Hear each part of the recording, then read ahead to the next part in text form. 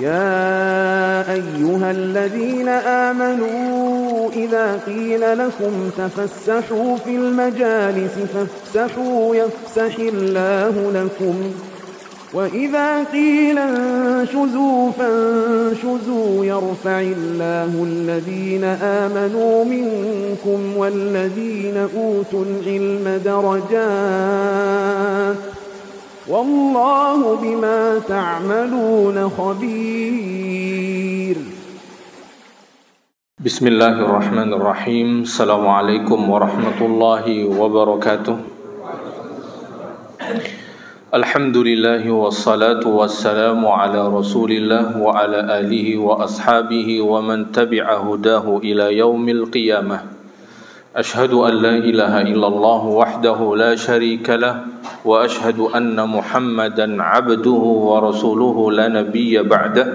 قال الله في كتابه الكريم يا أيها الذين آمنوا اتقوا الله حق تقاته ولا تموتن إلا وأنتم مسلمون. وقال يا أيها الناس اتقوا ربكم الذي خلقكم من نفس واحدة وخلق منها زوجها وبث منهما رجالا كثيرا ونساء واتقوا الله الذي تساءلون به والأرحام إن الله كان عليكم رقيبا. وقال يا أيها الذين آمنوا اتقوا الله وقولوا قولا سديدا يصلح لكم أعمالكم ويغفر لكم ذنوبكم ومن يطع الله ورسوله فقد فاز فوزا عظيما. أما بعد. Para hadirin kaum muslimin wal muslimat rahimani wa rahimakumullahu jami'an. Alhamdulillah, segala pujian hanya milik Allah atas nikmat, rahmat, hidayah dan taufiknya.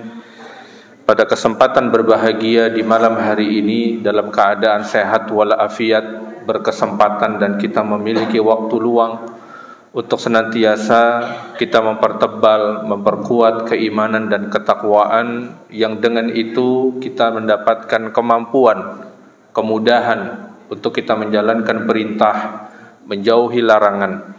Mudah-mudahan Allah Subhanahu wa ta'ala dengan sebab itu memberikan keteguhan, keistiqomahan kepada kita untuk senantiasa berjalan di atas sunnah nabinya dan diwafatkan di atas agamanya.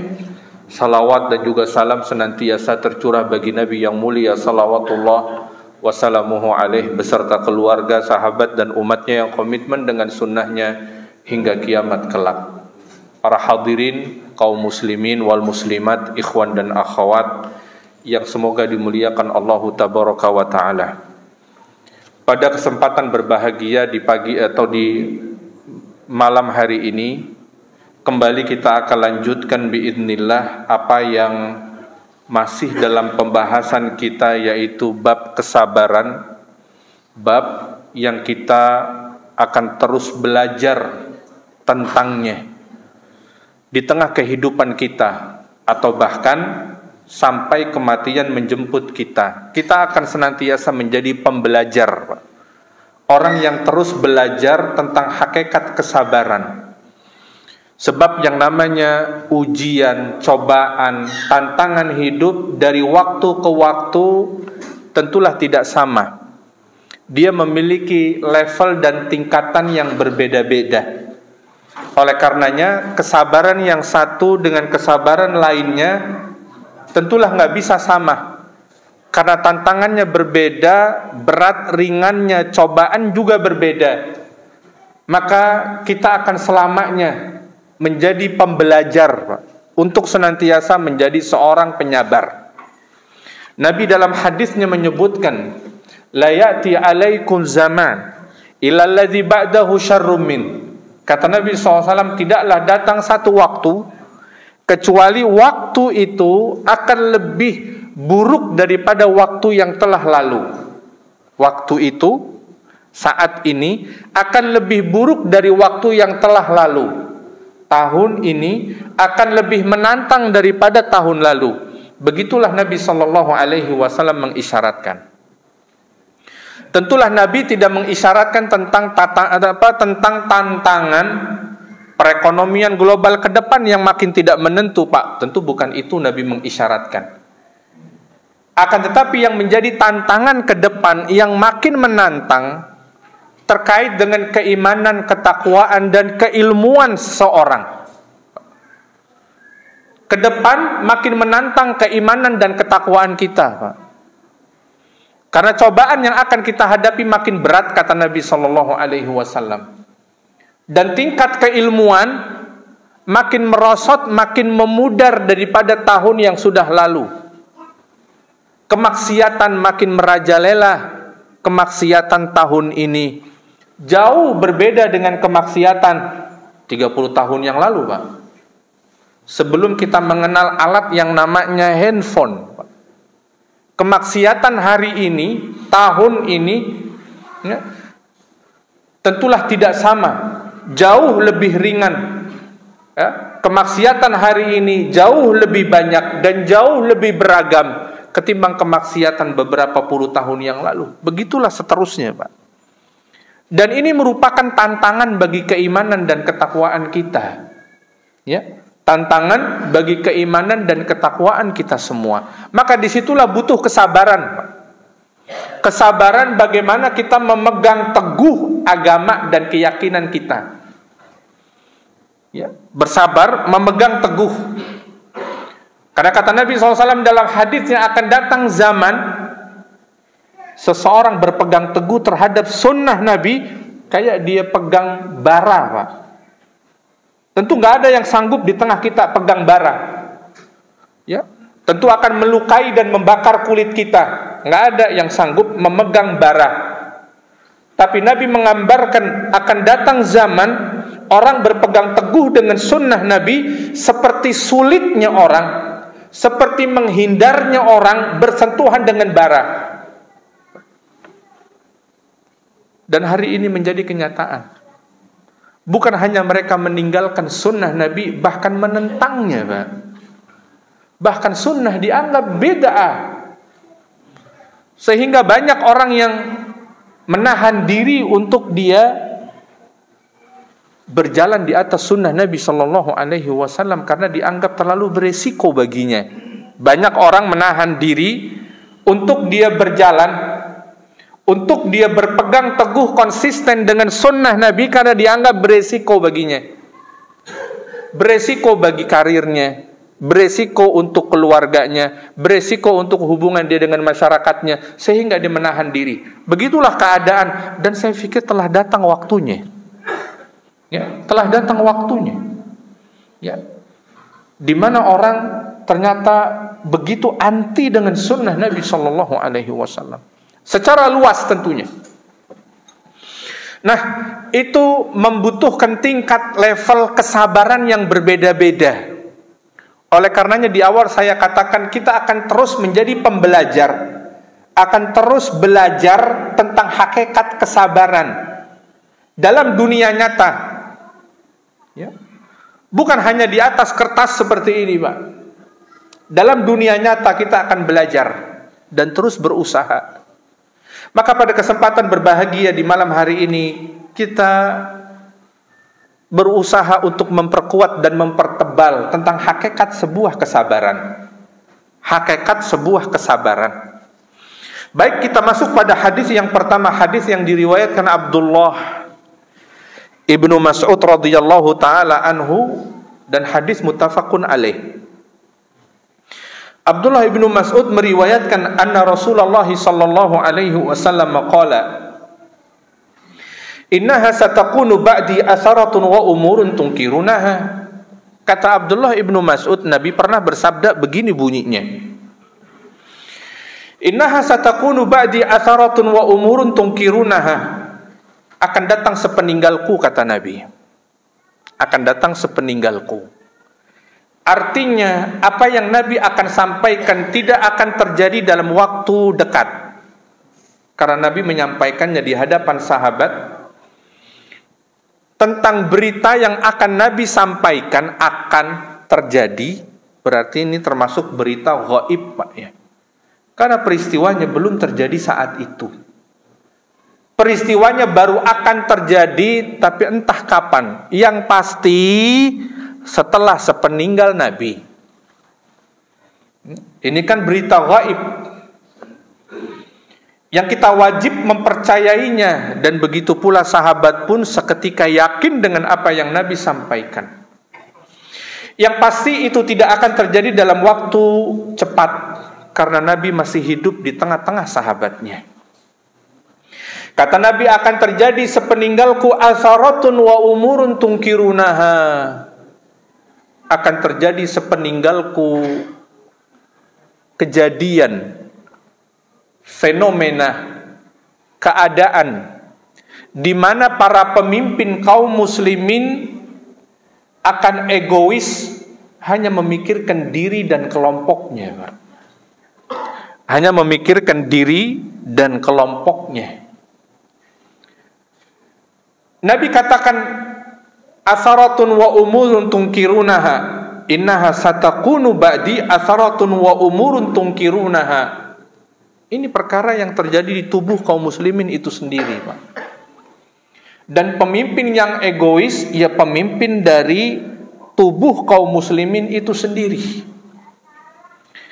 Ini satu di antara sekian Nabi, berita gaib yang Nabi sampaikan akan terjadi. Pemimpin-pemimpin di tengah kaum muslimin yang hanya memikirkan dirinya, keluarganya, kelompoknya. Bahkan dalam hadis lain disebutkan pemimpin-pemimpin yang hatinya kayak setan, Pak. Ya. Barbar. Ya. Saya pikir kalau disebut hati mereka kayak setan, ya melebihi barbar, Pak. Ya. Dan itu pemimpin kaum muslimin, Pak. Ya. Bukan pemimpin yang hari ini di tengah-tengah ya Israel itu, Pak. Tapi pemimpin kaum muslimin itu sendiri. Ya. Akan terjadi hal demikian. Dan apa yang Nabi Sallallahu Alaihi Wasallam sampaikan benar adanya. Ya. Wa umurun tungkirunaha, kata Nabi, perkara yang kalian banyak ingkari karena nggak sesuai dengan semestinya. Perkara-perkara yang tidak sesuai dengan konstitusi, dengan kesepakatan, dengan rasa keadilan dan lain sebagainya, itu akan bermunculan, kata Nabi, di tengah-tengah kalian. Ya. Ada korupsi, mega korupsi 300T cuman divonis 6,5 tahun penjara. Itu kan perkara yang tidak sesuai dengan rasa keadilan, Pak. Dan tentu seluruh rakyat Indonesia mengingkarinya, memperdebatkannya, membicarakan, mendiskusinya, diingkarilah tentu. Ya.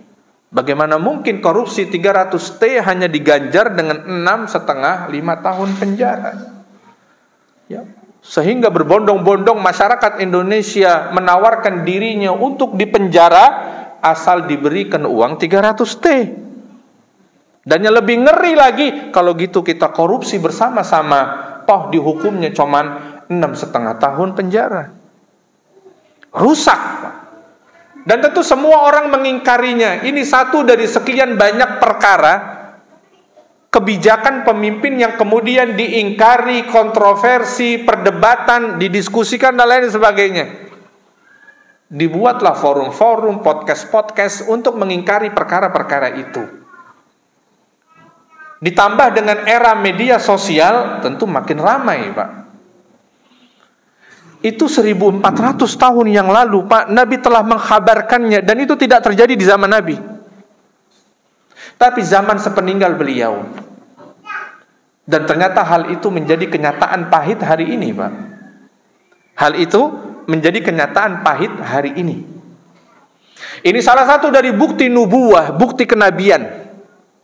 Nabi SAW mengkhabarkan perkara gaib yang beliau dapatkan informasinya dari Allah. Tentu Nabi tidak detail merincinya, Pak. Tapi Nabi berikan tanda-tandanya, indikasinya, kisi-kisinya, dan semua itu nyata hari ini bahkan ada di hadapan kita. Hari ini ada di hadapan kita. Lantas kemudian sahabat bertanya tentang solusinya. Bagaimana kita menyikapinya? Ini pentingnya sahabat bertanya, Pak. Dari situlah kemudian kita belajar. Sahabat, Masya Allah, pertanyaan mereka bermanfaat bagi kita hari ini, Pak.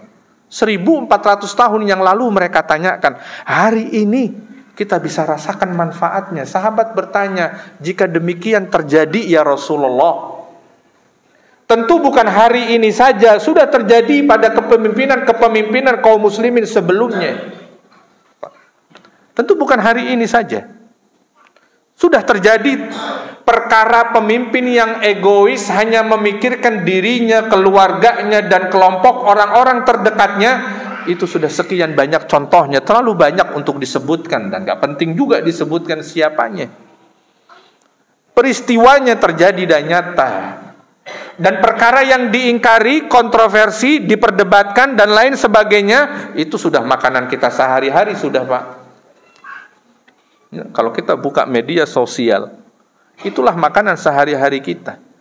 Ya, kebijakan yang tidak pro rakyat, kebijakan yang tidak pro keadilan, dan lain sebagainya, apapun bentuknya. Sahabat kemudian bertanya, ya Rasulullah, lantas jika hal demikian terjadi, ya, ini sahabat betul-betul memikirkan keadaan kita, Pak, ya.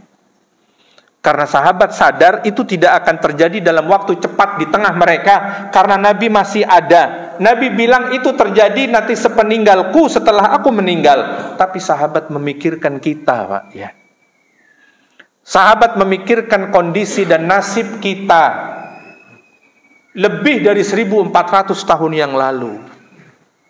Sahabat pun bertanya, ya Rasulullah, jika hal demikian terjadi, lantas apa sikap kita?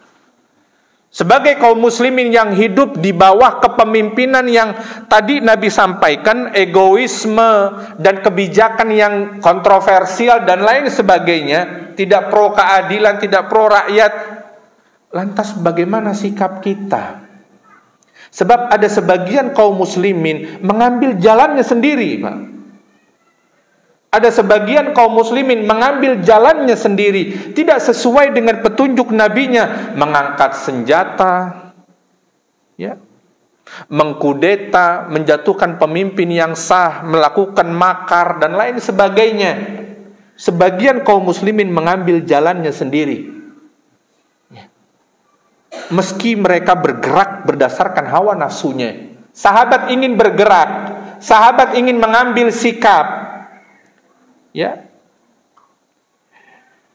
apa sikap yang tepat ya Rasulullah sesuai dengan petunjuk Anda dalam situasi sulit seperti itu?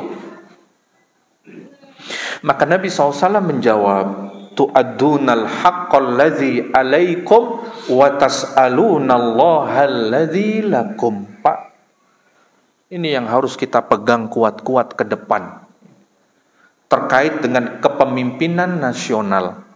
Siapapun yang memimpinnya kelak nanti, kita nggak tahu. Setelah ini siapa yang akan memimpin, kita nggak pernah tahu. Akan tetapi yang penting bagi kita, ini dua kaedah yang Nabi telah sampaikan. Ya. Ada dua perkara yang menjadi sikap kita setiap muslim, sehingga kaum muslimin tidak mengambil jalannya masing-masing berdasarkan hawa nafsunya. Karena sejarah telah mencatat kebinasaan, kehancuran yang begitu hebat akibat kaum muslimin berhadapan dengan pemimpinnya. Sejarah telah mencatatnya, ya. Pertumpahan darah dan lain sebagainya, mengerikan, ya. Lantas bagaimana sikap kita? Bagaimana kita menyikapinya? Ya, memang kita boleh dan ya kita harus berharap kepada Allah memberikan petunjuk kepada para pemimpin kita, Pak. Mau gimana lagi, sudah naik dan dialah pemimpin yang sah, pemimpin yang resmi. Ya. Suka tidak suka. Dan ya kehancuran lebih hebat, Pak, kalau di negara nggak ada pemimpinnya. Akan terjadi kerusakan yang lebih hebat jika ini negara tidak ada pemimpinnya, Pak. Maka di situ orang-orang jahat akan mengambil bagian, Pak. Jika di suatu wilayah, suatu negeri yang terjadi konflik dan tidak segera mengangkat pemimpinnya, maka orang-orang jahat akan mengambil bagian, akan mengambil kesempatan ya, dia akan berkuasa, dia akan melakukan kerusakan. Maka pentingnya sebuah kepemimpinan, Pak, untuk segera disatukan di bawah satu koordinasi, menutup rapat pintu kesempatan peluang orang-orang jahat. Di situ mereka ya bertindak. Di situ mereka bertindak. Nah, kata Nabi SAW, sikap kalian dalam situasi semacam itu, kata beliau, tu'addunal haqqal ladzi alaikum. Lihat, kita diminta oleh Nabi SAW fokus dengan kewajiban kita selaku rakyat. Ya, kewajiban kita selaku rakyat. Apa kewajiban rakyat terhadap pemimpinnya, Pak? Biar di negara stabil. Itu aja deh. Nggak usah kita memiliki impian yang terlalu tinggi, makmur dan lain sebagainya. Stabil dulu nih negara. Apa kewajiban rakyat terhadap pemimpinnya agar ini stabilitas bisa terjaga? Hanya taat dan mendengar, Pak. Udah patuh saja sebagai sebagai rakyat, dia patuh. Aturan apa selama tidak bertentangan dengan syariat, selama kita tidak diajak maksiat, udah patuhi, sami'na wa ata'na saja, sudah. Agar stabilitas negara terjaga. Ya. Jika stabilitas terjaga, maka kemaslahatan pun bisa terjaga. Karena jika stabilitas tidak terjaga, bahkan maslahat agama pun bisa berpengaruh. Ya. Stabilitas, stabilitas menjalankan kehidupan beragama pun akan terpengaruh. Maka kata Nabi SAW, kalian fokus dengan kewajiban kalian masing-masing sebagai rakyat, yaitu taat kepada pemimpinnya dalam hal yang ma'ruf. Dalam hal yang ma'ruf saja, Pak. Adapun dalam hal yang membawa kita pada kemaksiatan, yang mendorong kita pada kemaksiatan, tidak ada ketaatan di sana. Tapi yang lainnya, yang gak ada unsur maksiatnya, maka kita wajib taat. Nah, setiap orang itu sikap yang harus diambil. Ini pesan Nabi, Pak. Ya, ini pesan Nabi SAW. Bisa diamankan anaknya dulu, barangkali datang. Iya, itu yang harus diperhatikan oleh setiap orang. Dan ini pesan Nabi SAW. Setiap kita fokus dengan apa yang menjadi kewajiban kita rakyat, maka kewajiban kita fokus dengannya. Yang menjadi pemimpin, maka kewajiban dia fokus dengan kepemimpinannya. Karena setiap orang akan ditanya tentang kewajibannya. Kita rakyat akan ditanya tentang kewajiban kita. Para pemimpin, mereka pun akan ditanya tentang kewajiban kepemimpinannya, Pak. Jadi semua akan ditanya nih. Kita rakyat ditanya tentang kewajibannya, nanti pemimpin juga akan ditanya tentang kewajibannya. Dijalanin nggak kewajibannya? Jadi kita sebagai rakyat tidak menyibukkan diri dengan pemimpin kita. Itu isyarat yang ingin Nabi sampaikan. Maka hendaknya rakyat jangan menyibukkan dirinya dengan pemimpinnya, tapi sibukkan diri dengan kewajibannya. Karena dia tidak akan ditanya tentang pemimpinnya, tapi dia akan ditanya tentang apa yang wajib atasnya. Ingat, Pak, kita tidak akan ditanya tentang pemimpin kita, tapi kita akan ditanya tentang kewajiban atas diri kita, apakah telah dikerjakan. Begitulah pemimpin akan ditanya tentang hak-hak rakyatnya. Jadi masing-masing akan ditanya, masing-masing mengemban kewajibannya sendiri-sendiri. Maka Nabi mendorong kita fokus pada hal itu. Ya, kita rakyat, apa kewajiban rakyat kita jalankan. Wa tas'alunallaha alladzi lakum. Ini yang kedua yang paling penting, Pak. Ya. Kata Nabi, adapun hak-hak kalian terhadap pemimpin, maka mintalah kepada Allah. Kata Nabi, adapun hak kalian sebagai rakyat. Kalau kewajiban jelas, Pak, ya. Nabi sudah gariskan, adapun kewajiban kalian kerjakan. Adapun hak kalian sebagai rakyat terhadap pemimpinnya, kalian mintanya sama Allah. Jangan kita tuntut hak kita kepada pemimpin. Karena seharusnya pemimpin sudah memikirkannya, Pak. Seharusnya pemimpin sudah memikirkannya, dan kewajiban dia memikirkan hak-hak rakyatnya. Akan tetapi Nabi katakan, adapun hak kalian terhadap pemimpin, jangan pernah minta dari pemimpin, tapi mintalah kepada Allah.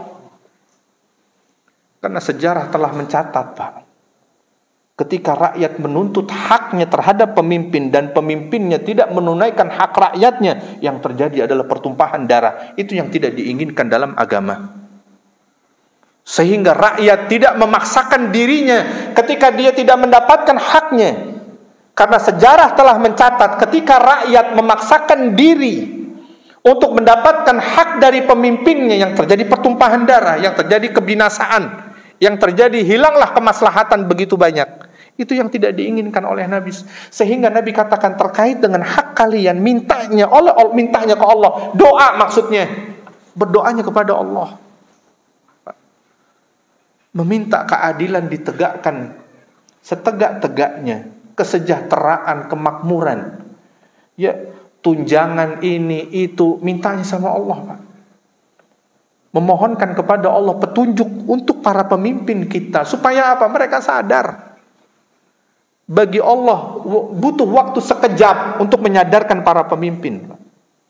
Jika Allah memberikan hidayah dan taufik, nggak butuh lama, sehingga para pemimpin negeri berjalan di atas petunjuk Allah. Mana hak-hak rakyat yang harus dia penuhi dan wajib, dia akan fikirkan, Pak. Kalau sudah pemimpin mendapat petunjuk, begitulah yang terjadi. Ya, begitulah yang terjadi. Lihatlah para pemimpin kita, khulafa ar-rasyidin al-mahdiyyin. Mereka para khulafa yang mendapat petunjuk, Pak. Ya, para khulafa yang mendapatkan petunjuk dari Allah. Keadilan bisa begitu rata di tengah-tengah rakyat. Nah, kata Nabi SAW, tu'addunal haqqal ladzi alaikum wa tas'alunallaha alladzi lakum. Adapun yang terkait dengan hak-hak kalian, maka mintalah sama Allah. Jangan memaksakan diri jika hak kalian tidak ditunaikan oleh pemimpin-pemimpin kalian. Sebab itu sangat beresiko jika dia memaksakan dirinya, apalagi hingga mengangkat senjata berhadapan. Itu hal yang dilarang dalam agama, Pak.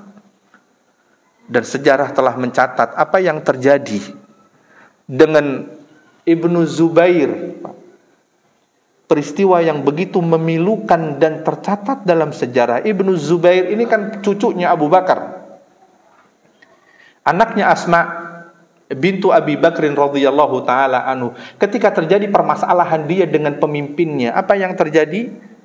Maka dikepunglah Zubair dan para pengikutnya di Masjidil Haram, Pak.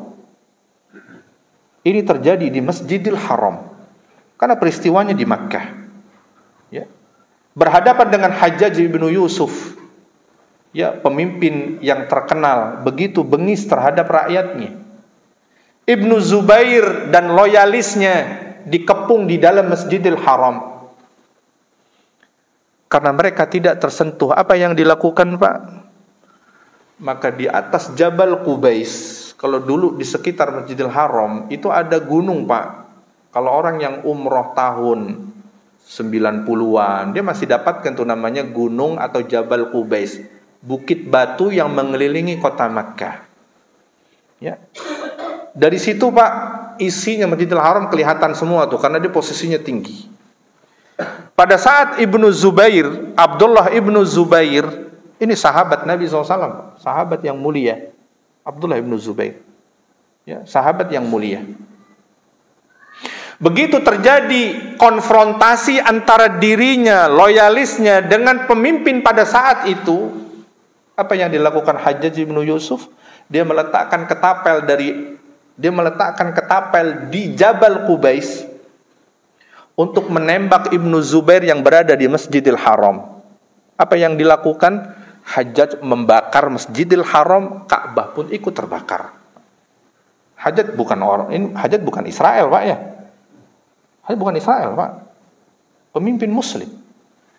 Itu yang terjadi. Ya. Maka diketapel dari atas Jabal Qubais, ya, sehingga Ka'bah terbakar. Itulah yang terjadi. Pertumpahan darah tidak bisa dihindari. Akhirnya Abdullah ibnu Zubair, dia menyerah, ditangkap oleh Hajjaj ibnu Yusuf, dan kemudian dihukum dengan cara disalib. Abdullah bin Zubair disalib di sebatang kayu, disalib. Ya. Dan tidak diturunkan dalam waktu sebulan. Abdullah bin Zubair sahabat, Pak, sahabat Rasulullah SAW, sahabat Rasulullah yang mulia. Sampai akhirnya Urwah ibnu Zubair nggak tega lihat saudaranya disalib, Pak, di tiang dalam keadaan tidak bernyawa. Dalam keadaan tidak bernyawa, disalib. Akhirnya dia ingin melobi pemimpin tertinggi yang ada di Syam, yang menjadi ibu kota kaum muslimin hari itu. Dia berangkat ke Syam pakai kuda, Pak. Anda tahu berapa PP bolak-balik antara Makkah dengan Syam? 1 bulan. Dia berangkat, nggak tega lihat saudaranya di tiang salib. Ya, dia minta melobi pemimpin tertinggi yang ada di Syam, tolong turunkan Abdullah bin Zubair, sahabat Nabi SAW. Di cucunya Abu Bakar radhiyallahu taala anhu. Ya, dia nggak tega. Akhirnya dia kembali lagi membawa perintah untuk diturunkan Abdullah bin Zubair, jasadnya setelah tergantung di kayu salib 1 bulan lamanya. Bayangkan, Pak. Ya, pastilah sudah busuk. Begitulah yang terjadi ketika hak dituntut secara paksa. Ya, rakyat terhadap pemimpinnya kerap terjadi, dan sejarah mencatat terjadi pertumpahan darah. Makanya Nabi SAW jauh-jauh hari mengatakan, kalau kalian bicara hak, mintanya sama Allah sudah. Jangan minta sama pemimpin kalian. Karena sejarah telah mencatat berapa banyak permintaan itu kemudian gagal dan berujung pada pertumpahan darah. Itu yang tidak diinginkan. Dan Nabi tahu itu, Pak. Ya. Para hadirin rahimani wa rahimakumullahu jami'an. Hadis Nabi SAW di atas mengisyaratkan kepada kita tentang pentingnya kesabaran untuk menyikapi ketidakadilan kepemimpinan, Pak. Ya. Tentu yang namanya pemimpin pasti ada kurangnya, Pak. Mungkin kalau kita jadi pemimpin itu pun yang terjadi. Ya, kita nggak ada kesempatan aja menjadi pemimpin. Cuma kalau kita memimpin tentu tidak ada kesempurnaan di sana. Ada hal-hal yang kurang. Apalagi negara seluas ini, Pak. Ya, dengan jumlah misalkan provinsi sekian banyak, ya, kemudian kabupaten, kota sekian banyak, belum kelurahan, kecamatan dan lain sebagainya sekian banyak. Tentulah potensi terjadinya ketidakadilan, ketidakmerataan itu sangat besar. Oleh karenanya tidak ada kesempurnaan dalam kepemimpinan. Meskipun kita sebagai pemimpin itu mungkin terjadi. Oleh karenanya jangan berharap banyak, kata Nabi SAW, banyaklah berharap kepada Allah.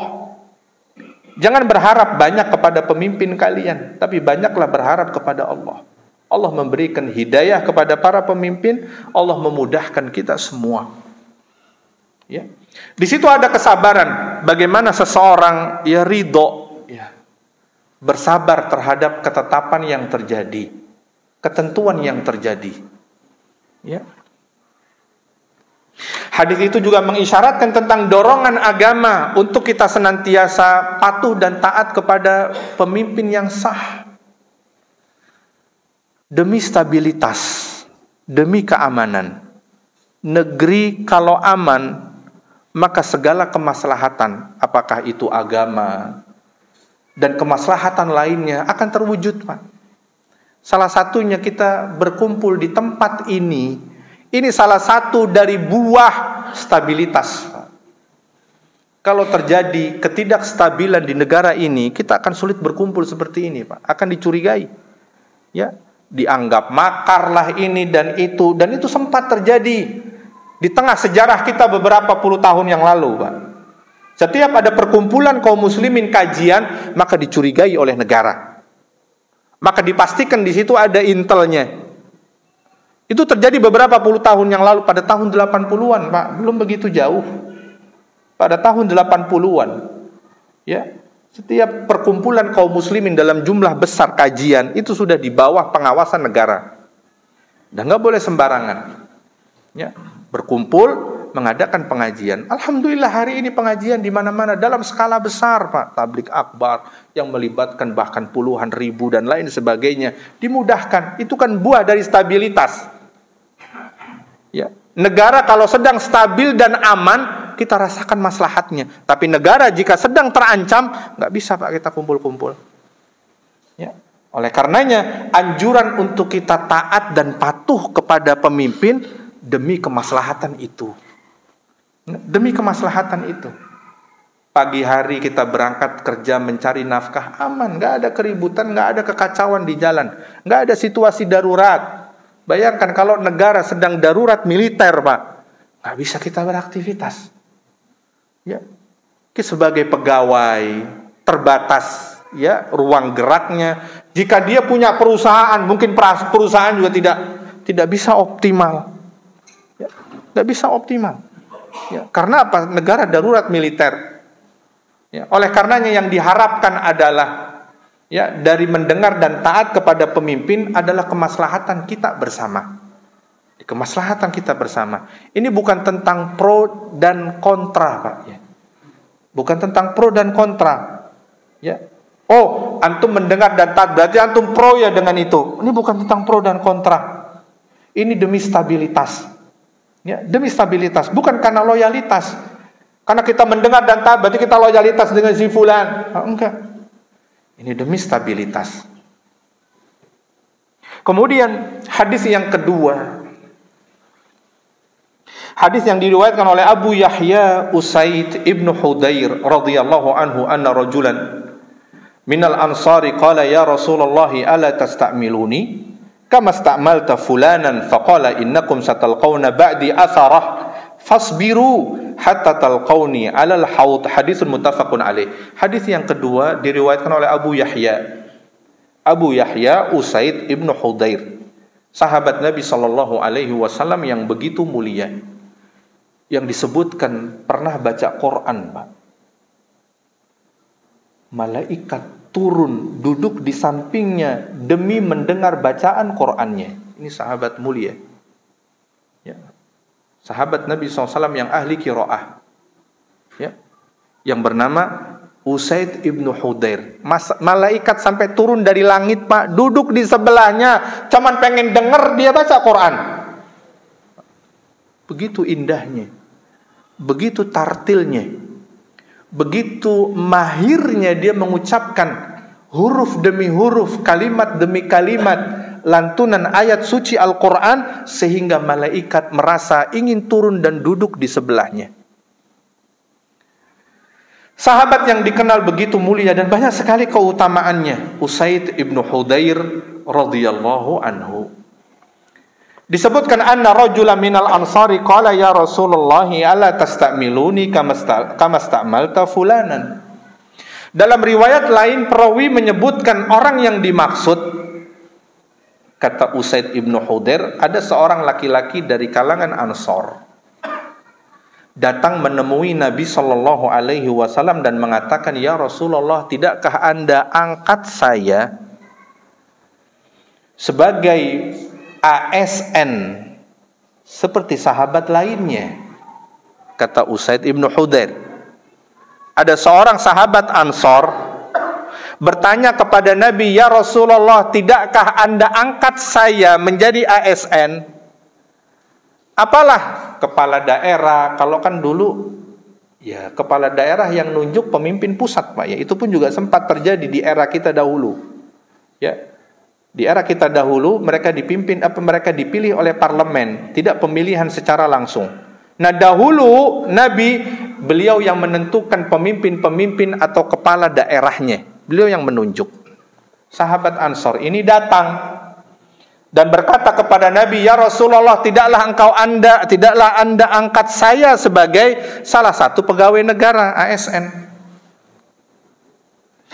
Ala tastamiluni kama sta'malta fulanan. Para ulama perawi menyebutkan orang yang dimaksud sebetulnya Abu Yahya Usaid ibnu Hudair itu sendiri yang meminta kepada Nabi, Pak, sahabat yang tadi kalau baca Quran malaikat sampai duduk di sebelahnya karena senang mendengarnya. Jadi Usaid bin Hudayr sendiri yang meminta jabatan kepada Nabi. Ya, sahabat mulia Pak, hafal Quran, bertakwa dan lain sebagainya. Kata Nabi SAW, innakum satalqawna ba'di atharah fasbiru hatta talqawni alal haud.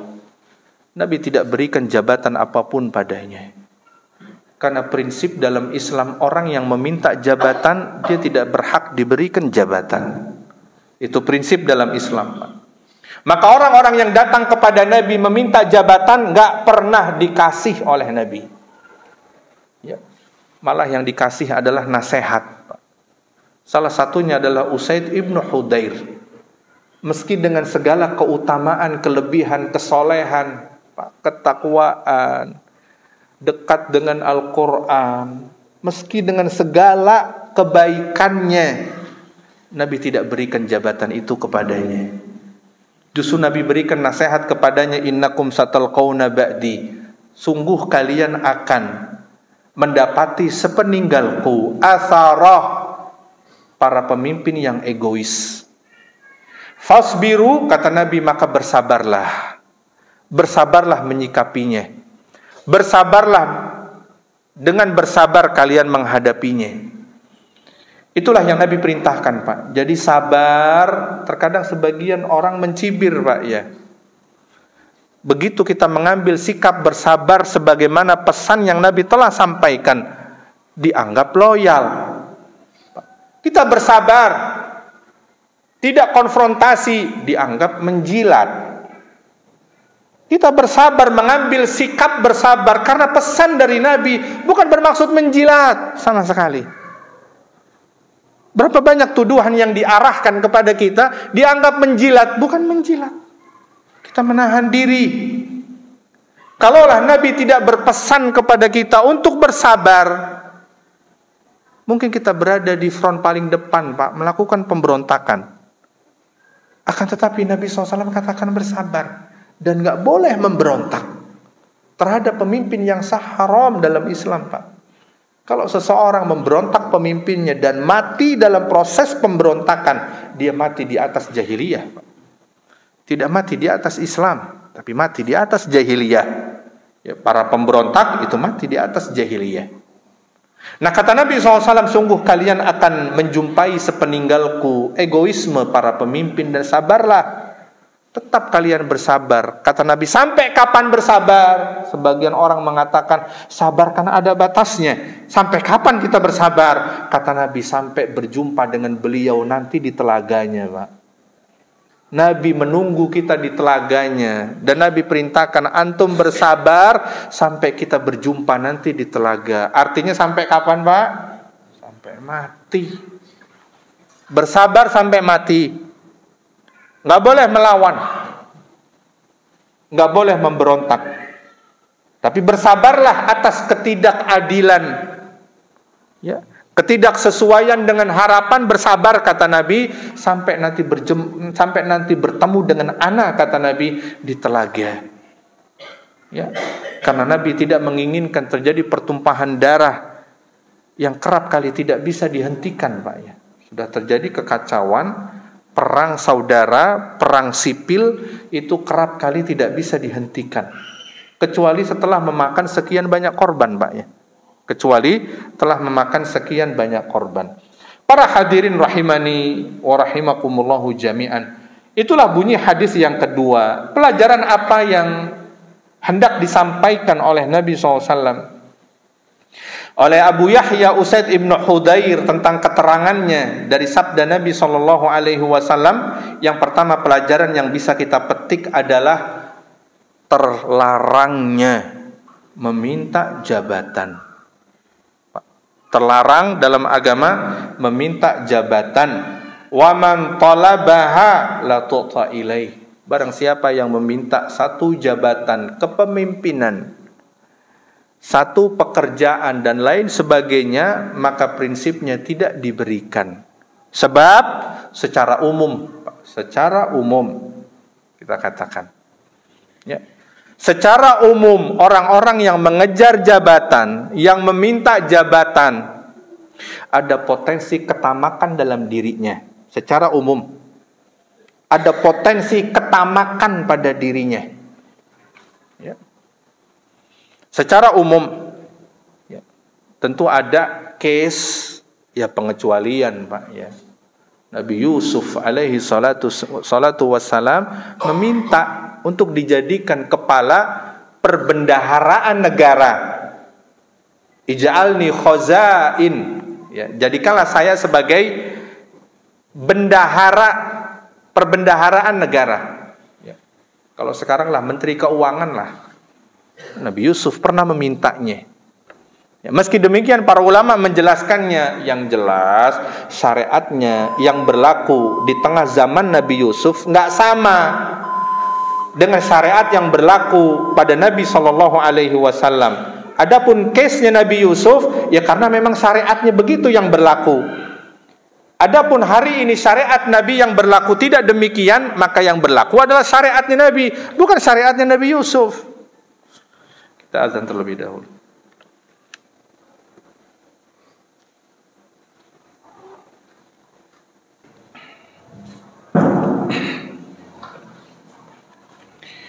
Alhamdulillah wassalatu wassalamu ala Rasulillah wa ala alihi wa sahbihi wa man walah. Disebutkan faedah pelajaran yang bisa kita petik dari hadis yang kedua. Anjuran Nabi sallallahu alaihi wasallam untuk kita bersabar atas kezaliman yang dilakukan oleh pemimpin. Bersabar atas kezaliman. Sebab zalim adalah lawan adil, Pak. Zalim meletakkan sesuatu bukan pada tempatnya. Adapun adil yang meletakkan sesuatu pada tempatnya. Jadi lawan dari kezaliman adalah keadilan. Perintah kita bersabar atas kezaliman pemimpin. Ya. Zalim boleh jadi ya tidak serta-merta dia menyakiti seseorang secara fisik, tidak, akan tetapi kebijakan yang tidak pada tempatnya itu termasuk kezaliman. Kebijakan yang tidak pada tempatnya itu termasuk kezaliman. Ya. Maka hendaknya ketika ada kebijakan yang tidak pada tempatnya, yang tidak sesuai dengan rasa keadilan dan lain sebagainya, maka hendaknya seorang muslim mukmin bersabar atasnya. Bersabar. Jangan mengambil tindakan apapun yang bisa berakibat berujung kepada kerugian yang jauh lebih besar. Jelas tidak tersebarnya keadilan itu kerugian, Pak. Dirasakannya kezaliman di tengah rakyat itu kerugian. Tapi coba berhitunglah sebelum mengambil tindakan. Jangan kemudian mengambil tindakan yang kerugiannya lebih besar daripada sebelumnya. Jangan. Ya, ternyata lebih kacau. Ya, ketika seorang pemimpin diturunkan secara paksa dan lain sebagainya. Kita teringatlah dengan peristiwa 98. Yang mana sebelumnya kita merasakan betul stabilitas. Dengan segala kekurangan yang ada, Pak. Yang namanya hidup, nanti kesempurnaan adanya di sorga. Kalau selama kita hidup di dunia, pastilah kita akan dapat yang namanya ketidaksempurnaan. Kita sebagai saksi sejarah peristiwa tahun 98. Ya, kita rasakan harga-harga naik dan lain sebagainya. Akan tetapi apa yang terjadi? Apakah kondisi dan situasi jauh lebih baik setelah pemimpin saat itu dipaksa turun? Lantas kemudian rakyat menentukan sendiri pemimpinnya. Apakah situasi dan kondisi membaik pada saat itu? Ternyata banyak yang bilang enak zamanku toh. Itu yang viral kan, Pak? Ya faktanya memang begitu. Stabilitas lebih terjaga. Iya, harga-harga mulai merangkak naik. Emang sekarang kagak naik? Sekarang makin gila naiknya. Dolar memang waktu itu sudah begitu tinggi, sekarang makin tinggi bahkan. Ya, dan nggak ada perbaikan. Berganti pemimpin sekian kali, nggak juga berkurang nilai dolar, nilai rupiah terhadap dolar sama sekali. Ya. bahkan ya mendambakan era Orde Baru ketimbang era reformasi. Itulah fakta dan kenyataan yang terjadi, Pak. Ya. Maka hendaknya bersabarlah seseorang atas ketidakadilan yang terkadang ada pada pemimpinnya. Karena boleh jadi kerugian atas kezaliman yang dia rasakan, ya, itu akan lebih ringan ketimbang kalau dia luapkan amarahnya, Pak.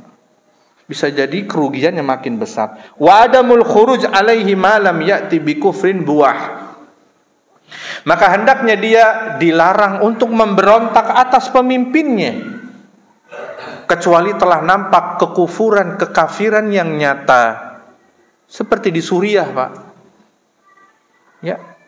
Kekufuran, kekafiran yang begitu nyata.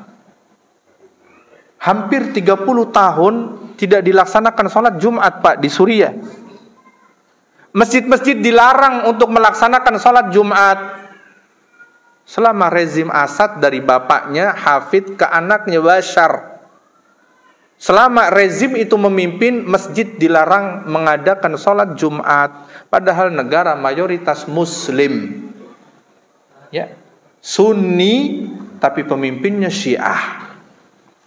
Ya, kita nggak bisa bayangkan, Pak, sholat Jumat nggak diadakan lebih dari 30 tahun, hampir 30 tahun, 24 tahun mereka berkuasa, keluarganya. Sholat Jumat aja nggak boleh, Pak. Makanya ketika kemarin ditumbangkan dia dan melarikan diri ke Rusia, diadakan sholat Jumat perdana, Pak, sholat Jumat perdana setelah 24 tahun di Masjid Umayyah. Ya, kita baca beritanya, Pak, kaget.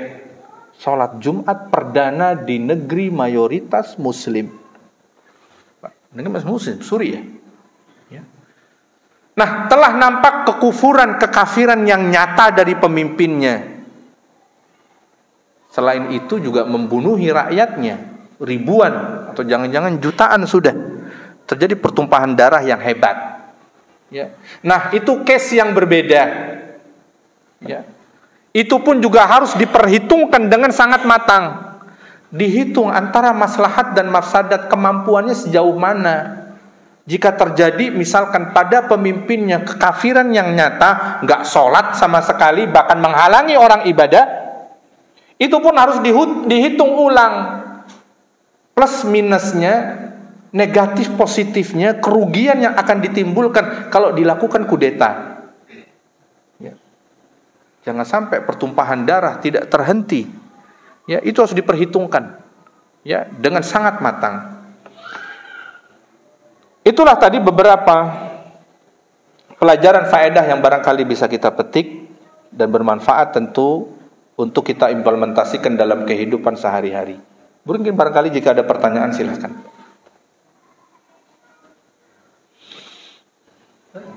Silakan. Karena fenomena sekarang ada pemilu. Apakah pemilu itu meminta menjadi pemimpin? Ya. Ada sebuah pertanyaan, apakah pemilu termasuk bentuk mencari atau meminta kepemimpinan? Zahirnya, faktanya begitu, Pak. Karena para calon pemimpin, ya, dia mempresentasikan dirinya, mengkampanyekan orang untuk memilih dirinya. Karena memang begitulah sistem demokrasi. Jadi suka tidak suka, jika menganut sistem demokrasi, maka itulah yang berlaku. Kita berbicara terlepas terkait hukum, Pak, ya. Kita bicara terlepas atau terkait dengan hukumnya, tidak. Tapi begitulah konsekuensinya. Jika pertanyaannya berbunyi, apakah termasuk meminta kepemimpinan? Iya, jelas. Ya, karena para calon ini mengeluarkan biaya yang sangat besar. Effort, tenaga, pikiran yang sangat besar, maka termasuk dalam bentuk mencari atau mengejar meminta kepemimpinan. Ya. Bagaimana hukumnya? Ya, tentu kalau kita bicara dari sudut pandang syariat, ya nggak boleh kan meminta kepemimpinan. Lantas bagaimana sudah terjadi? Ya kalau sudah terjadi ya sudah, nggak bisa juga dicegah, nggak bisa juga dihindari. Ya, pemimpin yang sah sudah terpilih. Ya sekarang kita melihat apa yang menjadi kewajiban kita saat ini. Karena apapun dia sah sudah. Pemimpin yang sah diakui oleh seluruh masyarakat dan di dalamnya kaum muslimin. Ya, maka masing-masing kita fokus pada kewajibannya, yaitu mendengar dan taat dalam hal yang ma'ruf. Ya, tidak dalam hal yang mungkar. Ya. Jika kita diperintah dalam hal kemungkaran, ya di situ boleh kita tidak taat.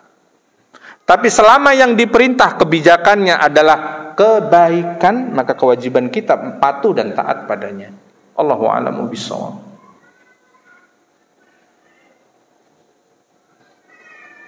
Silakan. Assalamualaikum. Kalau yang dilarang kita misalnya kalau kita punya kerabat di perusahaan terus kita bisa dimasukin ke perusahaan itu Iya. termasuk yang dilarang ya Pak Ustaz? Apabila tadi pertanyaannya bagaimana jika kita merekomendasikan kerabat di sebuah perusahaan yang kita bekerja di sana, bagaimana kita merekomendasikan orang lain?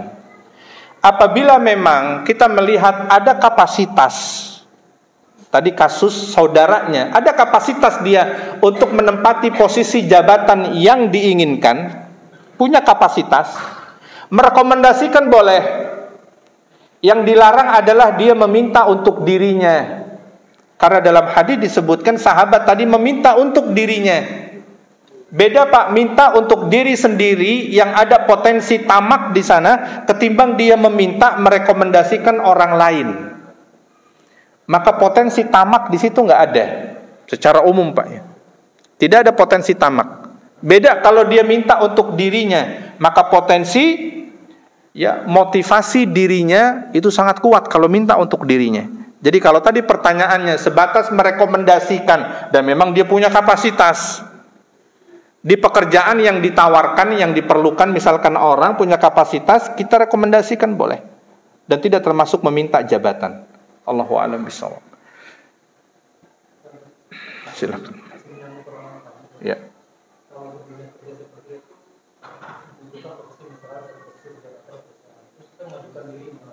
Ya. Apakah promosi jabatan ya termasuk dari yang dilarang dalam hadis Nabi Shallallahu Alaihi Wasallam, Pak? Ya, posisi jabatan. Ya. Apakah termasuk? Syekh Muhammad bin Shalih Al-Utsaimin rahimahullah ya menyebutkan apabila memang dia punya kapasitas dan dia memiliki tekad kuat ingin membawa kemaslahatan di posisi tersebut, maka dibolehkan. Punya kapasitas Pak ya. Jelas hal ini tidak mudah Pak. Dia melihat dirinya bukan semata-mata kepentingan dirinya. Tentu ini niat menentukan Pak ya. Jika dia punya kapasitas dan dia mampu untuk menyelesaikan permasalahan di posisi tersebut dan bisa membawa kemaslahatan ke banyak orang, karyawan dan perusahaan lain sebagainya, maka hal demikian dibolehkan. Ya, dibolehkan. Allahu a'lamu bishawab. Silakan.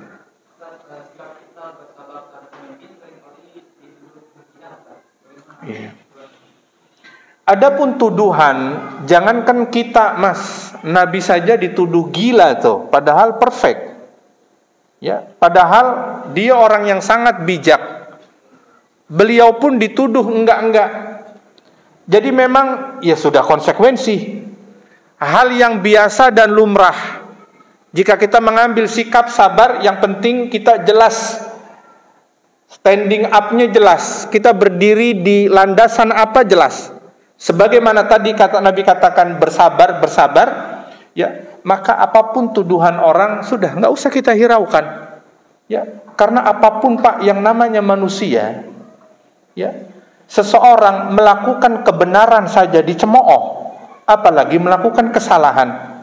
Begitulah yang ada di tengah manusia. Teringatkah kita dengan sebuah kisah? Ya, ada seseorang yang membawa seorang anak dan seorang bapak yang berjalan dengan seekor keledainya. Kalau yang naik anaknya, bapaknya dianggap nggak kesian.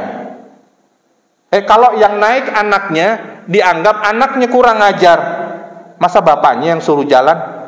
Begitu bapaknya naik, ada lagi yang ngomongin, tuh bapak nggak tahu diri, nggak kesian apa sama anaknya? Ya udah, kalau gitu mereka turun deh berjalan.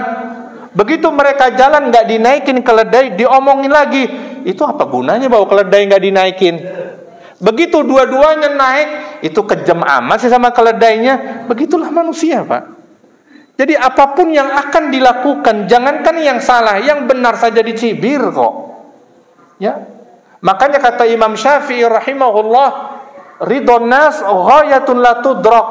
Kata Imam Syafi'i, memuaskan semua orang adalah tujuan yang gak bakal bisa kita capai, Pak. Memuaskan semua orang, pasti. Jika kita melakukan sesuatu, ada yang puas, pasti ada yang gak puas. Begitulah seterusnya. Ya, Allahu a'lamu bishawab. Ada lagi? Silakan.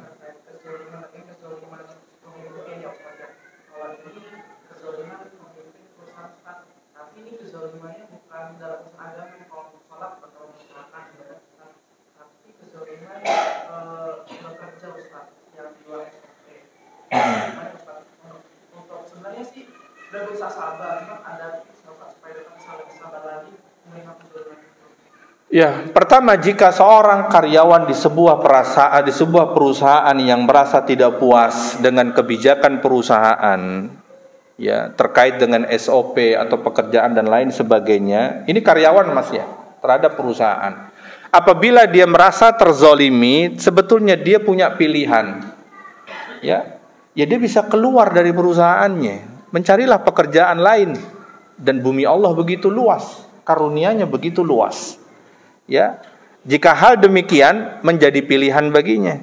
Tapi misalkan dia tidak ada pilihan di luar, ya tentu pilihan yang paling logis adalah bersabar. Pilihan yang paling logik adalah bersabar. Kebutuhan yang begitu tinggi dan meningkat dari waktu ke waktu, maka bersabarlah dia di sana. Ya, hanya itu pilihannya, Pak. Ya, jadi silahkan baginya tidak terus-menerus ya berada dalam posisi orang yang dizolimi, dia bisa mengajukan resign dan mencari pekerjaan lain, dagang atau dan lain sebagainya. Jika hal itu tidak memungkinkan, maka pilihannya adalah dia bersabar menjalani selama SOP-nya tidak bertentangan dengan syariat. Karena ada di beberapa perusahaan dia buat SOP bertentangan dengan syariat. Ya, pegawai perempuan harus pakai rok sangat pendek, bukan pendek Pak, harus sangat pendek. Itu yang namanya SOP yang melanggar syariat. Nggak boleh seorang muslimah kemudian bertahan dengan berdalih, saat saya sabar, insya Allah, ya nggak apa-apalah pakai begini, saya bersabar. Nggak bisa berdalih dengan kesabaran, maka wajib baginya untuk keluar. Maka dilihat lagi SOP-nya sejauh mana. Apakah kezaliman SOP-nya menyentuh batasan syariat? Jika tidak menyentuh batasan syariat, maka dia bersabar di situ. Tapi jika menyentuh batasan syariat, bahwa pegawai nggak boleh sholat asar, nanggung, nanti keluar jam kerja sholat maghrib, asarnya kelewat, misal, Pak, ekstrimnya kan begitu. Ya nggak boleh, harus keluar dari pekerjaan itu, karena nggak boleh sholat asar. Ya. Meskipun itu barangkali ya nggak ada Pak ya, bisa dilaporkan kan begitu. Allahu a'lamu bishawab, itu barangkali yang bisa disampaikan, semoga bermanfaat. Subhanakallahumma wa bihamdika asyhadu an la ilaha illa anta astaghfiruka wa atubu ilaik. Assalamualaikum warahmatullahi wabarakatuh.